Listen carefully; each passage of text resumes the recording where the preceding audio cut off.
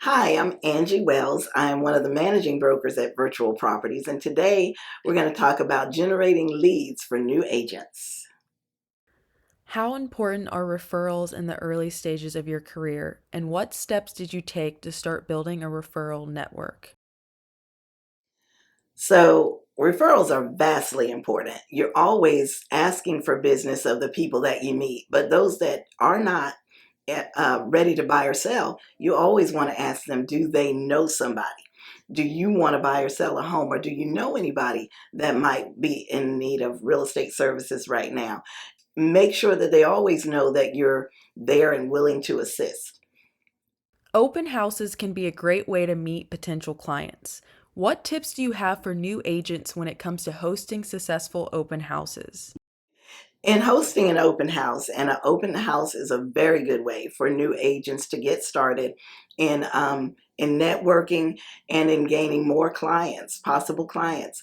You want to market, you market, and so you make sure that it's out there on all of these social media vessels. You want to make sure that you're even going through the neighborhood. You talk to the neighbors and say, hey, do you want to choose your next neighbor? There's a great house on the market over here. And so you make sure that the neighbors are aware of this home and that there's going to be an open house. They can tell friends and family. You want to make sure that you have a good checklist so that you're keeping good documentation of your clients that are coming through, or possible clients that are coming through. And you want to make sure that you put them into your CRM, your client retention management system, and make sure that you are keeping up with them. How did you get started with social media marketing, and what platforms do you think are most effective for agents? So I'm old school and I love Facebook. I have so many people that I have on Facebook. I have so many Facebook friends, and so many are from high school, and I've been out of high school a long, long time. But I engage with Facebook friends from high school, those that I didn't even necessarily know in high school. I engage with many from my church. I engage with many that I know in real estate, even though they're realtors as well. It's good to network in that way. But you don't want to get on Facebook, Instagram, TikTok, any of those, and just always be talking real estate. You have to be a real person first. People want to know that they can know you, or people want to know you. They want to like you. They want to trust you. And some of those is letting them know that you have family, that you and your family are out vacationing. Let them see you at the beach. Let them see what you're doing and let them into your life a little bit. And then when you have a closing, you show your closing. And so they see, number one, that you're a real person. And not only are you a real person, but you're also doing real estate. You engage with them on social media. Anything that they're posting, get involved in it, comment on it, like it, love it. Tell your stories about it, comment on it, so that they know that you're there and not only trying to tell them about yourself, but you're interested in them. And then anything that you're doing, try to let people into your world. Let them get to know you, and then discuss real estate. Let them get to know you, and then remind them that you're also a realtor and here to assist if they need any assistance in real estate. Networking is a huge part of growing your business. How do you approach networking as a new agent? And what strategies helped you build your professional connections? So networking is vastly important. Your network determines your net worth. And so as a new agent, you want to make sure that you're out there. You can't network from your home. You cannot, as a new agent, be a Lone Ranger agent. You have to go to subdivisions, preview. When you see open houses, preview. If you see a vacant home listed, call that agent. Make sure you can get in and preview. So you're getting to know the area, but as you're going through new home subdivisions, you're meeting the realtors. You're able to ask them, can I use some of can I take some videos to to post. You want to make sure that you can use some of their pictures of their properties and things along that line. Make sure you're using your proper marketing, the compliance, but you want to get out there and just make sure you're meeting, go to classes, make sure you're learning as much as you can. And at the same time, you're meeting other realtors, you're meeting other agents. At the same time, you're meeting those that are teaching the classes. Make sure they know you as well. So your network is really determining your net worth. Your sphere of influence is only so big when you get into it. Get involved in other things. If your children are involved in sports activities, help out. Be a team mom. However you can help out. Get to know the other team parents. And that's another way to just increase your sphere of influence.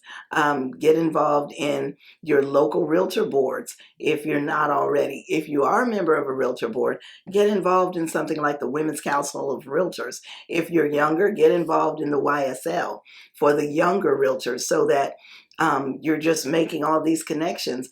If there is a conference out of town, go to that conference and meet agents from all over the place. Exchange cards so that if they need to refer somebody to Atlanta or wherever you may live, they will think of you, and you can do the same with them. You can reciprocate.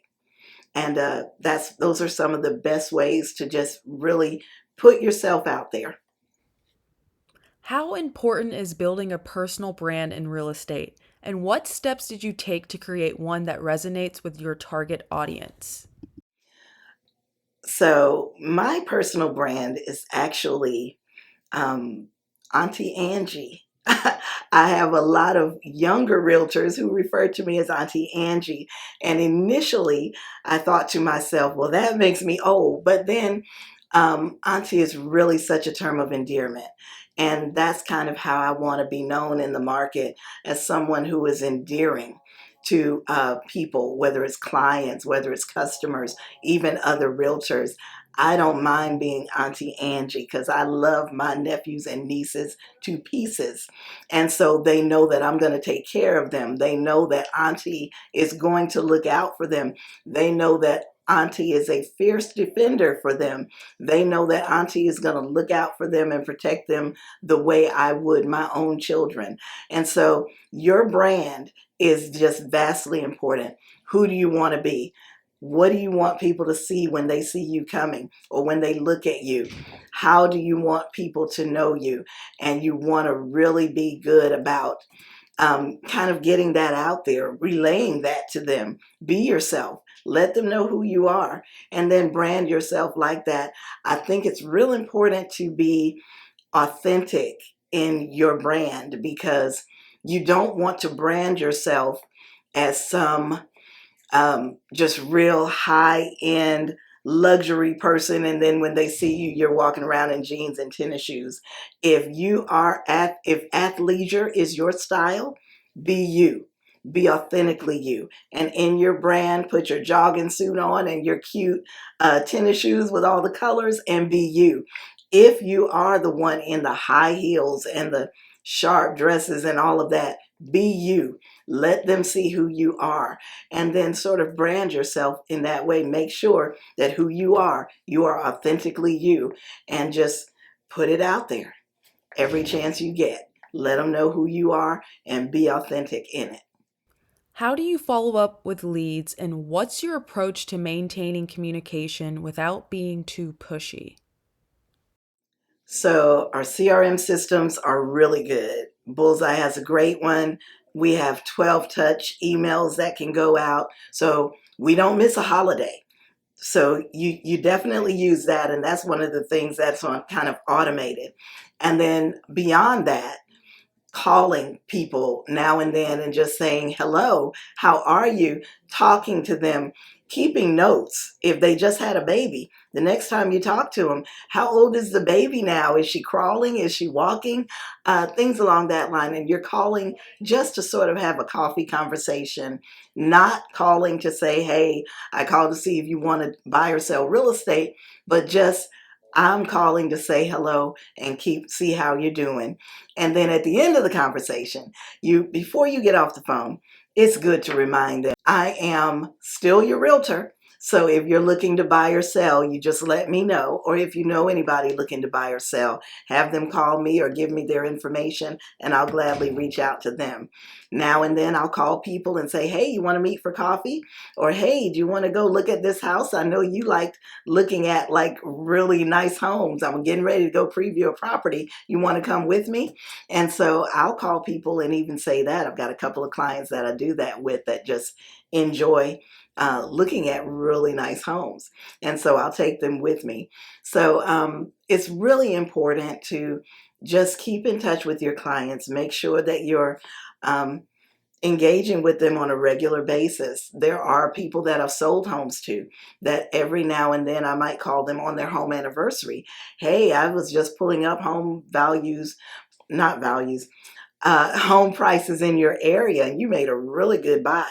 That home that you bought 5 years ago for 200,000 would now be priced around 350 or almost 400,000. They're selling for that in your area. So I call and say happy home anniversary and congratulations on making such a great buy. And I'm here to help if you're ready to move up or right size, downsize. I'm here. I'm still your realtor. What are some of the most common challenges you faced in lead generation early on, and how did you overcome them? Okay, so lead generation is a big thing now. It's really important now. And some of the biggest pitfalls is that they're coming at you in every direction. Buy my leads, buy my leads, buy these leads. And it is hard to really get to what are some of the best ones. So the best thing to do very early on is talk, use word of mouth, sort of determine some of the best leads. Make them show you or talk to some clients that have said, I've had great success with this. Talk to other realtors and find out who they're using and would they refer them to someone else. That's a big thing. And then you've got to have some really good scripts. It's really good to have scripts that you can turn a lead into a client. You want to be able to do that. You don't just fly by the seat of your pants when you're talking to leads. Talking to leads is really good because they don't want you to waste their time. They don't want to be sold. And so you're calling them to say, hey, I'm here to help you. Tell me what you need. And so lead conversion scripts are a really big thing. And then you let them know after you found out their needs and what can you do to help them, then you let them know who you are and what you're going to do to help them. But lead generation is very big right now. Weeding them out is very big right now. And keeping up with them is a very big thing right now.